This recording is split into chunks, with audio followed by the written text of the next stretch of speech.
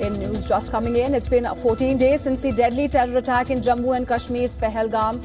And in news just coming in, 4 major combing operations are underway in South Kashmir. Security has been further tightened across the region. All the operations are being conducted in the upper reaches in the densely forested areas. Now, action has been taken against 90 overground workers across Kashmir under stringent anti-terror act UAPA. Now, this action has been taken across the Kashmir division. About 100 more houses of listed overground workers have been searched in the last 48 hours. Meanwhile, Pakistan broke ceasefire on the 11th consecutive night today at multiple locations across the line of control.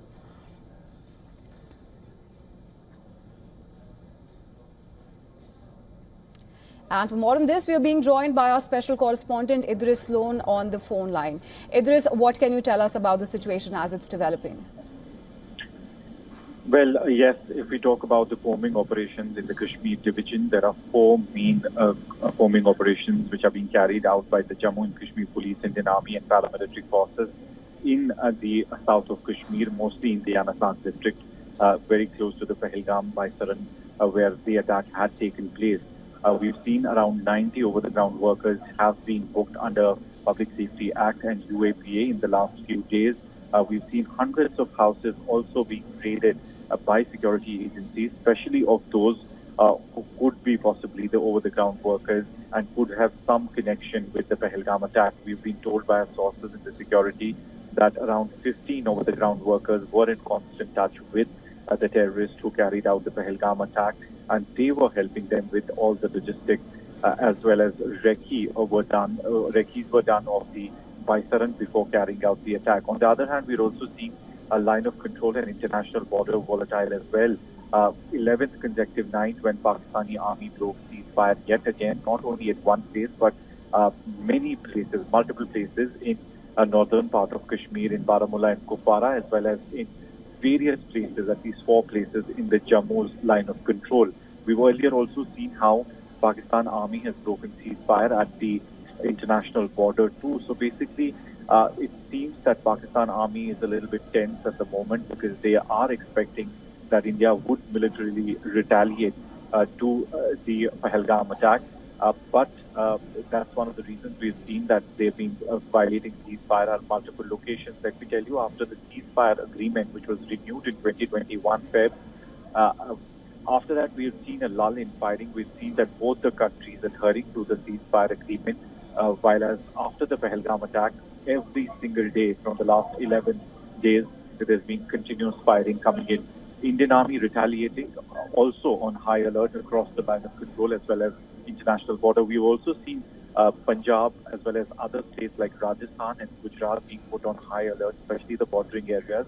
And there were 2 major operations that were carried on by security forces, especially BSF and Punjab Police in Amritsar, where they busted a hideout and also arrested 2 people in connection with links to the Pakistan's intelligence agency.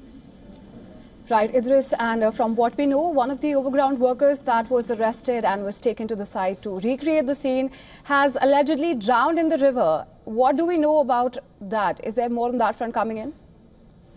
Well, security forces are saying that he was basically taking them to one of the hideouts where they could have basically recovered some arms and ammunition. But during that whole thing, he ran away from the spot.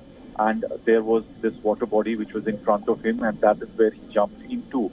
And later on, his body was fished out. Now we've seen some political parties, especially Mehbooba Mufti, the former Chief Minister of Jammu and Kashmir, also tweeting and saying that investigation needs to be done how this person died. And we've also seen some other political leaders, like the Member of Parliament from the National Conference, Aga Ruhullah, who has also questioned his death and said that it needs to be investigated properly. That's why did this happen. So overall, security forces not saying much about it, but we are sure that they'll come up with more details. Right, Idris, and we know the NIA is probing the Pahalgam terror attack, and the focus is on the resistant force withdrawal claim. Is there more coming in on that front?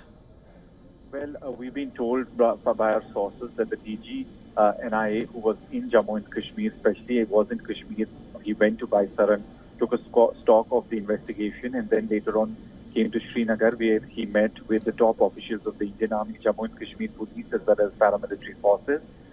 He then submitted a preliminary report, we are being told, to the Home Ministry. Basically, the basic investigation that was all done in the last 10 days was already submitted with the Home Ministry.